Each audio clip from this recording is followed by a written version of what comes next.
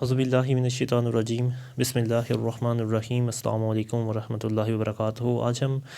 Discuss کریں گے تحریک دیوبند کو کہ یہ کہاں سے شروع ہوئی، اس کے آبجیکٹیوز کیا تھے، اس کو بنانے والے اس کے فاؤنڈر کون سے تھے، اور مطلب اس کا عروج کب آیا، اور کیا اس کا رول تھا پاکستان کی موومنٹ کے اندر۔ ان تمام ٹاپکس کو جو اس کے ساتھ لنک کرتے ہیں ہم ان کو ایک ایک کر کے انشاءاللہ تعالی آج کے لیکچر میں ڈسکس کریں گے۔ اچھا، پہلا ہے تحریک دیوبند کے متعلق، یعنی تحریک دیوبند دراصل یہ شروع کہاں سے ہوئی تھی۔ تو بات کچھ یوں ہے کہ جب 1857 کی جنگ آزادی ہوئی تھی، انڈیپینڈنس کی وار جو ہوئی تھی، اس وقت مسلمان جو تھے وہ برٹش کے سب سے زیادہ یعنی کہ قبضے میں آئے، یعنی کہ مسلمانوں کے خلاف جو ہے برٹش نے سب سے زیادہ اور سب سے کڑے ایکشن جو ہے وہ انہوں نے لیے تھے۔ برٹش نے نہ صرف مسلمانوں کو پولیٹیکلی، اکانومیکلی، سوشلی بلکہ ریلیجیسلی طور پر بھی مسلمانوں کو جو ہے انہوں نے کافی زیادہ نقصان پہنچایا۔ برٹش لوگوں نے نہ صرف مسلمانوں کے مدرسے اور ریلیجیس انسٹیٹیوشن کو ڈسٹرائے کر دیا، بلکہ ساتھ ساتھ وہ اپنی جو ان کا اپنا مذہب تھا کرسچینٹی، اس کو وہ فروغ دینا انہوں نے شروع کر دیا۔ مطلب کرسچینٹی جو ہے انہوں نے یعنی کہ یہ سمجھا کہ مسلمانیت کو ختم کر کے، اسلام کو ختم کر کے جو ہے کرسچینٹی کو فروغ دیا جائے۔ اب اس چیز نے جو ہے مطلب نئی ایجوکیشنل فلاسفی جو ہیں یعنی کہ لوکل یونیورسٹیز کے اندر جو کہ انڈین کے تحت تھیں، مطلب جو اسکول گورنمنٹ کے انڈر آتے تھے اس کے تحت جو نئی ایجوکیشنل پالیسیز تھیں وہ مطلب انہوں نے اپنا لی، جس کے تحت جو انڈین تھے ان کو وہ کرسچن بناتے جاتے تھے، یعنی کہ انڈینس جو مطلب موسٹلی ان کے طبقے میں وہ لوگ آتے تھے جو غریب ہوتے تھے یا جو بیکورڈ لوگ ہوتے تھے، اور انہی کا انہوں نے سہارا لیتے ہوئے جو ہے کرسچینٹی کو جو ہے انہوں نے فروغ دیا۔ اب بات یہاں پر یہ بنی کہ جو موسٹلی مسلمان لوگ تھے، consequently the efforts of separate of Islam was greatly affected. مسلمانوں کے جو جذبات تھے انہوں نے یہاں پر بہت زیادہ ٹھیس ان کو لگی کہ مطلب جو اسلام پھیلانے کا ہمارا اصل مقصد تھا وہ تو دھرا کا دھرا ہی رہ گیا۔ اور پھر یہاں پر کچھ علماء کرام نے مل کر جو ہے انہوں نے سوچا کہ کیوں نہ ہم ایک تحریک کی بنیاد رکھیں۔ اب اس تحریک کی بنیاد رکھنے کی ضرورت کیوں پیش آئی، جبکہ دوسری طرف جو ہے ایم اے او کالج بھی تھا، ایم اے او کالج تھا، علی گڑھ انسٹیٹیوٹ تھا، جبکہ یہ بھی تو مسلمانوں کے ہی کالجز تھے، یعنی کہ سر سید احمد خان جو ہیں وہ بذات خود ایک مسلمان تھے، لیکن مطلب کیوں، لیکن پھر بھی اس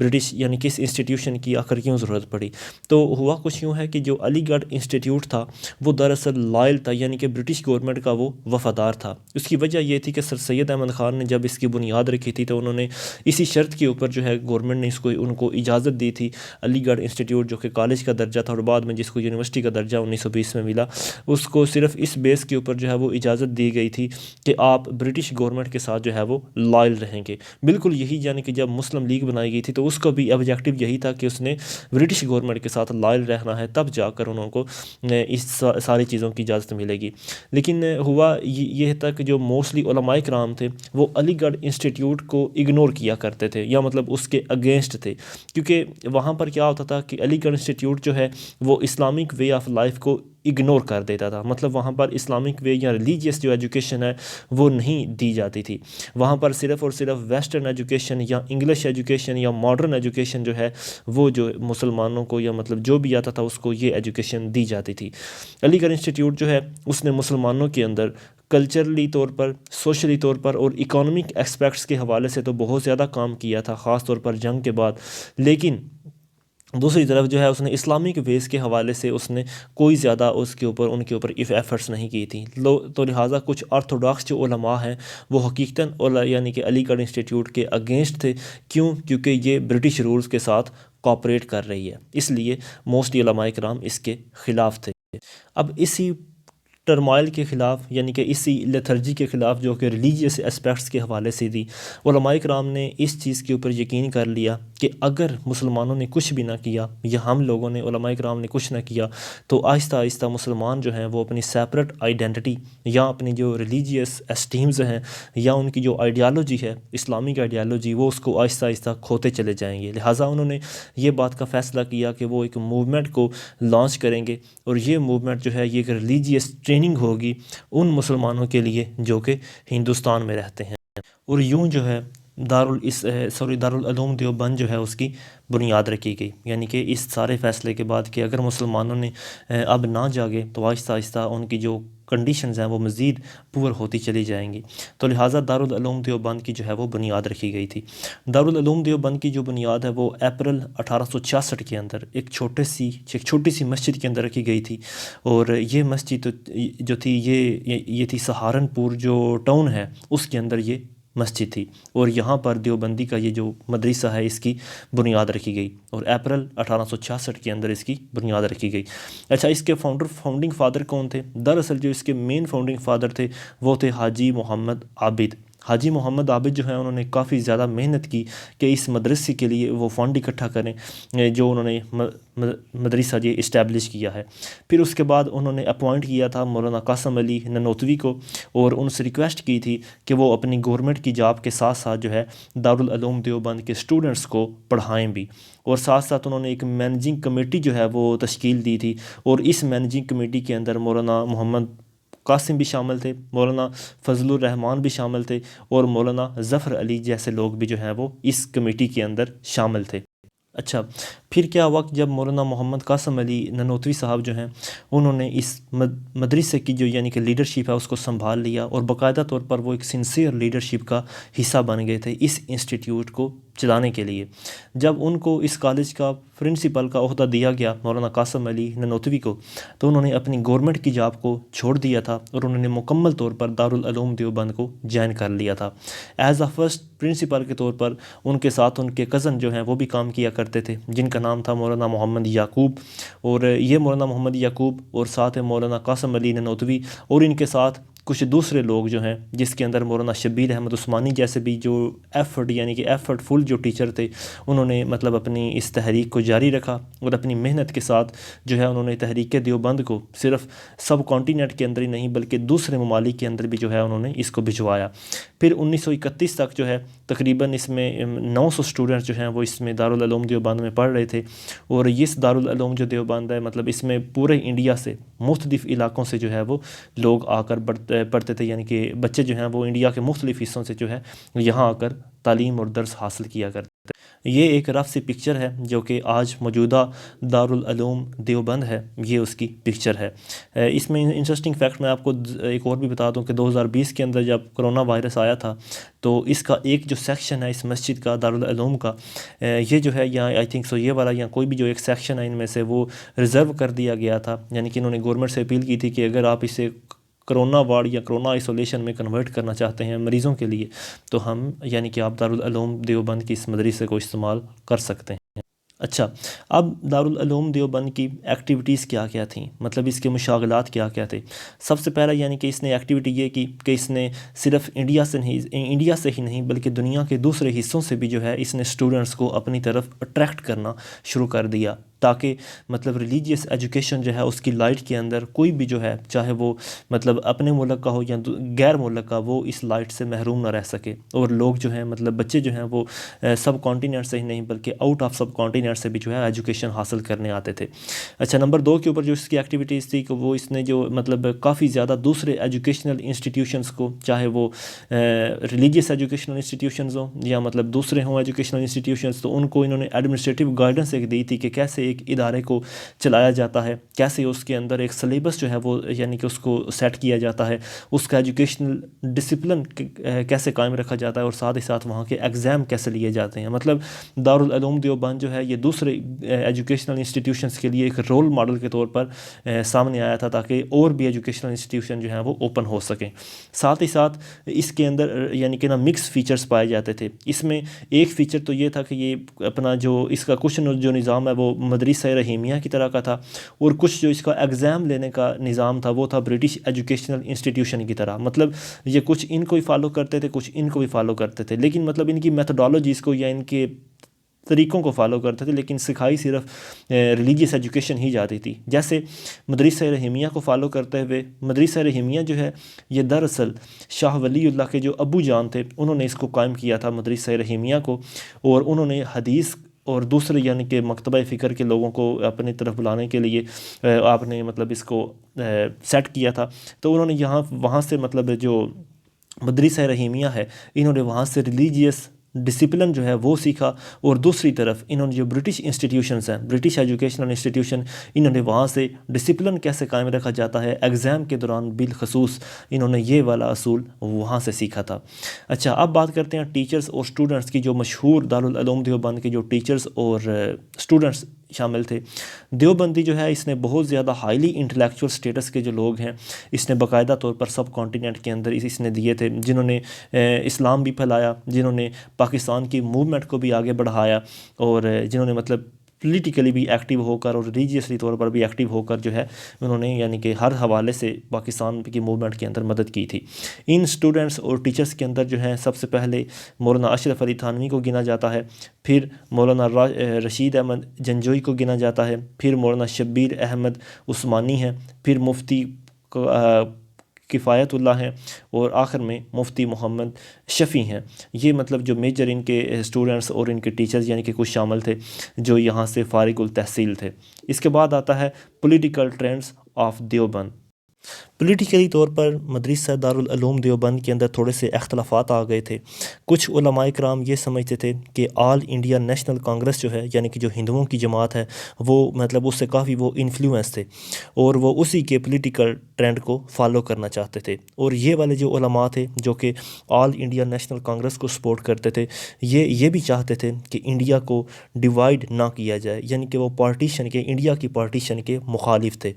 انہوں نے جو جماعت بنائی تھی یعنی کہ وہ لوگ جو آل انڈیا نیشنل کانگریس کو یعنی کہ فالو کرتے تھے، انہوں نے جماعت جو بنائی تھی، حالانکہ تھے وہ دارالعلوم دیوبند کے ہی، لیکن انہوں نے جو پولیٹیکل جماعت بنائی تھی وہ بنائی تھی جماعت علماء ہند، یعنی کہ علماء ہند کے نام سے انہوں نے اپنی جماعت بنائی تھی۔ یہ جو مطلب this group was established by Madani group, اس کو مدنی گروپ کے نام سے دیا جاتا تھا، اور یہ بالکل کانگریس کی جو پولیٹیکل فلاسفی ہے اس کے یعنی کہ بالکل اس کے ساتھ ساتھ یہ بھی اسی کو فالو کرتے ہوئے یہ چلتے تھے۔ جبکہ دوسری طرف جو ایک گروپ بنا پولیٹیکل سوسائٹی کے حوالے سے، وہ بنا تھا جمعیت علماء اسلام کا۔ یہ جمعیت علماء اسلام جو ہے یہ پاکستان کی موومنٹ کو باقاعدہ سپورٹ کرتے تھے، اور یہ اشرف علی تھانوی جو ہیں اس کے انڈر اس گروپ کو بنایا گیا تھا۔ اب بات کرتے ہیں دارالعلوم دیوبند کے ایجوکیشنل اسپیکٹس کی، کہ مطلب ایجوکیشنلی طور پر دارالعلوم دیوبند نے کیا کیا ترقی جو ہے وہ کی تھی۔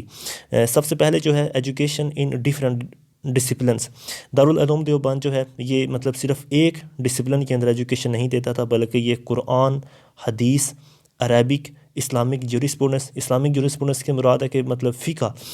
وہ فقہ یعنی کہ وہ مسائل جہاں پر انسان جو ہے اپنے دنیاوی اور دوسرے مسائل جو ہوتے ہیں ان کا ریلیجیسلی طور پر قرآن و سنت کے مطابق جو ہے وہ ان کا حل تلاش کرتا ہے۔ پھر اسلامک فلاسفی اور ساتھ ہی ساتھ اسلامک ہسٹری جو ہے وہ یہاں پر پڑھائی جاتی تھی۔ جبکہ دوسری طرف جو ہے دارالعلوم دیوبند کے فتوے جو ہیں مطلب پورے سب کانٹیننٹ کے اندر فیمس ہوتے تھے، اور جو بھی فتویٰ یہاں سے ایشو ہوتا تھا وہ بہت زیادہ اس کی اتھینٹسٹی ہوتی تھی، یعنی کہ گریٹ اتھینٹسٹی اسے کہا جاتا تھا کہ جو فتویٰ بھی یہاں سے ایشو کروایا گیا ہے، اور اس کی بہت زیادہ اہمیت ہوتی تھی پورے کے پورے سب کانٹیننٹ کے اندر جو فتویٰ دارالعلوم دیوبند جو ہے وہ ایشو کیا کرتا تھا۔ پھر اچانک ایک حادثہ ہوتا ہے، اور جس کے اندر 1880 میں، حادثہ تو نہیں مطلب ویسے میں کہہ رہا ہوں کہ جس میں مولانا محمد قاسم علی نوتوی جو ہیں ان کی 1880 کے اندر 49 سال کی عمر میں وفات ہو جاتی ہے۔ 1866 کے اندر اپریل 1866 میں یہ مدرسہ بنا، پھر اس کے بعد ان کو ان کا پرنسپل بنایا گیا قاسم صاحب کو، اور قاسم صاحب 49 سال کی عمر میں 1880 میں جو ہے یہ وفات پا جاتے ہیں۔ پھر ان کے بعد جو آتے ہیں وہ آتے ہیں مولانا رشید احمد جنجوئی۔ رشید احمد جنجوئی جو تھے یہ باقاعدہ طور پر انڈیا کی پارٹیشن اور پاکستان موومنٹ کے یہ سپورٹر تھے۔ انہوں نے بہت زیادہ نمبر آف بکس جو ہیں وہ انہوں نے لکھی تھیں، اور انہوں نے ساتھ ہی ساتھ قرآن پاک کا جو ہے وہ انہوں نے ترجمہ بھی کیا تھا۔ پھر مولانا رشید احمد جنجوئی صاحب جو ہیں یہ بذات خود 1905 کے اندر ان کی وفات ہو گئی تھی۔ پھر اب آتا ہے دارالعلوم دیوبند اور ساتھ ہی ساتھ جو مطلب علی گڑھ ہے، ان دونوں میں فرق کیا تھا، یعنی کہ دارالعلوم دیوبند کے اندر اور علی گڑھ جو موومنٹ یعنی کہ یہ جو مولانا عابد نے شروع کیا تھا اس کے اندر، اور یہ سر سید نے جو شروع کیا تھا، ان دونوں کی انسٹیٹیوشنز کے درمیان آخر فرق کیا تھا؟ آخر تھے تو دونوں ہی مسلمانوں کے۔ اچھا، ان کے اندر جو سب سے بڑا اور میجر فرق تھا وہ یہ تھا کہ دونوں کی جو پولیٹیکل اپروچ ہے وہ بالکل مختلف تھی۔ کیوں؟ وہ کیسے؟ کیونکہ جو تحریک دیوبند ہے وہ دراصل ریلیجیس فیور میں تھا اور مسلم اسپیکٹس کے حوالے سے، یعنی کہ وہ ریلیجیسلی طور پر مسلمانوں کو ابھارنا چاہتا تھا. جبکہ دوسری طرف جو علی گڑھ موومنٹ ہے یا جو علی گڑھ انسٹیٹیوٹ ہے وہ مکمل بیس کرتا تھا کہ اس نے برٹش کے ساتھ لائل رہنا ہے، اس کے ساتھ اس کی پالیسیوں کے ساتھ اس نے ریکانسلیٹ کرنا ہے، اور اس سے پوچھے بغیر اس نے اپنی کوئی بھی کنڈیشن نہیں جو ہے وہ نہیں طے کرنی. اب اسی ڈیفرنس کو لیتے ہوئے ایک کنٹروورسی سٹارٹ ہو جاتی ہے بٹوین مولانا قاسم علی ننوتوی اور بٹوین سر سید احمد خان. یعنی کہ سر سید احمد خان لیڈ کر رہے تھے علی گڑھ انسٹیٹیوٹ کو، مولانا قاسم علی ننوتوی لیڈ کر رہے تھے دارالعلوم دیوبند کو. اس کی وجہ یہ تھی کہ دونوں کی جو پولیٹیکل اپروچ ہے وہ ایک دوسرے سے مختلف تھی. سر سید جو تھے وہ برٹش کے ساتھ لائل تھے، مولانا قاسم علی ننوتوی صاحب جو ہیں وہ برٹش کے اگینسٹ تھے، برٹش کی پالیسیوں کے اگینسٹ تھے. اور یہاں تک کہ مولانا قاسم علی ننوتوی جو ہیں انہوں نے اپنی ایک یعنی کہ سیٹ اپ جو ہے انہوں نے، یعنی کہ اپنی جہاں پر وہ اپنا ان کا ایریا تھا، ان کا اپنا جو ایریا تھا وہاں پر انہوں نے اپنی ایک گورنمنٹ جو ہے چھوٹے لیول کے اوپر جو ہے انہوں نے بنائی ہوئی تھی. اور وہ برٹش کی یعنی کہ پالیسیوں کو بڑے لیول پر ہو سکتا ہے وہ فالو کرتے ہوں گے، لیکن خلاف تھے، وہ برٹش کی پالیسیوں کے کافی خلاف تھے. کیوں؟ اس کی وجہ یہ تھی کہ برٹش جو ہے ایک تو اس نے ہمارے ریلیجیس انسٹیٹیوشن جو ہے ان کو نقصان پہنچایا تھا، مدرسے جو ہیں ان کو نقصان پہنچایا تھا، اور ساتھ ہی ساتھ وہ مطلب اس نے کرسچینٹی جو ہے اس کو اس نے فروغ دینا شروع کر دیا تھا. نمبر 3 کے اوپر جو ڈفرینس تھا وہ تھا کنٹروورسی بٹوین سر سید اور مولانا رشید احمد جنجوئی. مطلب جو مولانا قاسم علی ننوتوی کے بعد 1880 کے بعد جو لیڈر بنے مولانا رشید احمد جنجوئی، ان میں بھی کنٹروورسی تھی. اب یہاں پر یہ ہوتا ہے کہ جو سر سید احمد خان صاحب ہیں وہ تو مسلمانوں کو ایڈوائس دیتے تھے کہ وہ برٹش پالیٹکس سے دور رہیں، اور ساتھ ہی ساتھ وہ دوسری جو کانگریس ہے جو کہ ہندوؤں کی موومنٹ ہے، ہندوؤں کی پولیٹیکل موومنٹ ہے، اس سے بھی دور رہیں. لیکن دوسری طرف جو علماء کرام تھے، بالخصوص رشید احمد جنجوئی صاحب جو اس وقت پرنسپل تھے، وہ کہتے تھے کہ مسلمانوں کے کہ اگر مسلمان سٹرکٹلی طور پر اپنے ریلیجن کو فالو کریں تو وہ آسانی کے طور پر ان کے خلاف ان کا جو سیکولرزم ہے اس کے امپیکٹ کو وہ ریڈیوس کر سکتے ہیں. یعنی کہ وہ مسلمانوں کو انڈائریکٹلی جو ہے وہ سیاست میں حصہ لینے کا کہتے تھے. نمبر 4 کے اوپر جو ڈیفرنس ہے، different approach towards the educational system. دونوں یعنی کہ انسٹیٹیوٹ کے جو ہے ایجوکیشنل یعنی کہ سسٹم کے اندر کافی فرق تھا. علی گڑھ انسٹیٹیوٹ جو ہے اور ماؤ کالج جو ہے، جن دونوں کو سر سید نے سیٹ اپ کیا تھا، یہ دونوں ویسٹرن انگلش اور یعنی کہ ماڈرن لینگویج کو فوکس کرتے تھے اور انہی کے تھاٹس کے اوپر چلتے تھے. جبکہ جو دارالعلوم دیوبند ہے یہ مکمل طور پر ریلیجیس ایجوکیشن کے اوپر ہی بیس کرتا تھا. اچھا جی، دونوں انسٹیٹیوشنز کے درمیان ڈیفرنس تو تھا ہی تھا، لیکن اب بات کرتے ہیں کہ دونوں انسٹیٹیوشن کے درمیان کچھ نہ کچھ سملیرٹیز بھی تھیں. کہ دارالعلوم دیوبند اور علی گڑھ جو انسٹیٹیوٹ ہیں ان دونوں میں کچھ سملیرٹیز بھی تھیں. وہ کیا تھیں؟ پہلی سملیرٹی یہ تھی کہ دونوں طرف سے جو لیڈرز ہیں، دونوں انسٹیٹیوشنز کے جو کچھ نہ کچھ لیڈر ہیں، وہ لائل تھے مسلمانوں کی سوشیو اکانومک ڈیولپمنٹ کے. مطلب وہ یہ ضرور چاہتے تھے کہ مسلمان جو ہیں وہ سوشلی اور اکانومیکلی جو ہے، آخر وہ چاہے وہ ریلیجیسلی نہ ہو لیکن سوشیلی اور اکانومیکلی دونوں جو مطلب لیڈرز ہیں، دونوں کی جو لیڈرز ہیں وہ یہ ضرور چاہتے تھے کہ مسلمان جو ہیں وہ اوپر ابھریں. دوسری یعنی کہ یہ تھا کہ when Maulana Mahmood al-Hasan became the principal of Darul Uloom he encouraged good will relation towards علی گڑھ. پھر اس کے بعد جو ہے مطلب جب پرنسپل بنے مولانا محمود الحسن صاحب دارالعلوم دیوبند کے، تو انہوں نے باقاعدہ طور پر ایک گڈ ول گیسچر جو ہے وہ علی گڑھ کی طرف انہوں نے بھجوایا، جس کے بعد ان دونوں کے درمیان جو زیادہ ڈیفرنس ہیں وہ ریموو ہونے کی کچھ جو ہے وہ چیزیں نظر آنے لگ پڑی تھیں. تیسرے نمبر پر جو ان کے درمیان سملیرٹیز تھی وہ یہ تھی کہ مطلب Deobandi arrange special classes for those graduates ہو مطلب دیوبندی کیا کرتے تھے کہ مطلب دیوبند جو دارالعلوم ہے یہ کیا کیا کرتا تھا کہ مطلب ان گریجویٹس کے لیے جو کہ علی گڑھ انسٹیٹیوٹ سے ماڈرن ایجوکیشن لے کر فارغ ہوئے ہیں، ان کے لیے ریلیجیس ایجوکیشن جو ہے وہ آفر کیا کرتا تھا. اور سیم ٹو سیم جو علی گڑھ انسٹیٹیوٹ ہے وہ ان علماء کے لیے ویسٹرن اور انگلش یعنی کہ کلاسز جو ہے ان کا ارینج کیا کرتا تھا ان سٹوڈنٹس کے لیے جو دیوبندی یعنی کہ دارالعلوم کے اندر وہ تعلیم حاصل کرتے تھے. یعنی کہ دونوں پھر ایک دوسرے کی کچھ نہ کچھ جو ہے وہ ہیلپ کرنے لگ پڑے تھے. لیکن جو پولیٹیکلی طور پر دونوں کے درمیان جو ٹینشن ہے وہ کبھی بھی یعنی کہ ریڈیوس نہ ہو سکی، کم اس کو نہ کیا جا سکا جب تک کہ 1947 آ گیا. یعنی کہ پارٹیشن تک جو ہے دونوں کے درمیان ڈفرینسز کو ریموو صحیح طرح سے نہیں کیا جا سکا تھا. پھر بعد میں جو ہے وہ سینٹرل انسٹیٹیوشن ایک بنایا گیا تھا 1920 کے اندر جس کو ڈیولپ کیا گیا، اور جس کا یعنی کہ جامعہ ملیہ، اس جامعہ ملیہ کے اندر جو ہے وہ یعنی کہ دونوں انسٹیٹیوشن کی خاصیتیں تھیں. اس میں وہ لیڈرز یا وہ اسٹوڈنٹس شامل کیے گئے جو دونوں علی گڑھ اور دیوبند علماء ہند جو ہیں مطلب دونوں کے ساتھ جو ہے ان کا لنک تھا، اور اس طرح جو ہے ان کی جو ٹرمائل ہے ان دونوں کے درمیان جو کنٹروورسیز ہیں اس کو کم کرنے کی جو ہے وہ کوشش کی گئی. تو آج کے لیے اتنا ہی، انشاءاللہ تعالی ہم باقی جو ہے نیکسٹ ویڈیو میں ڈسکس کریں گے. السلام علیکم.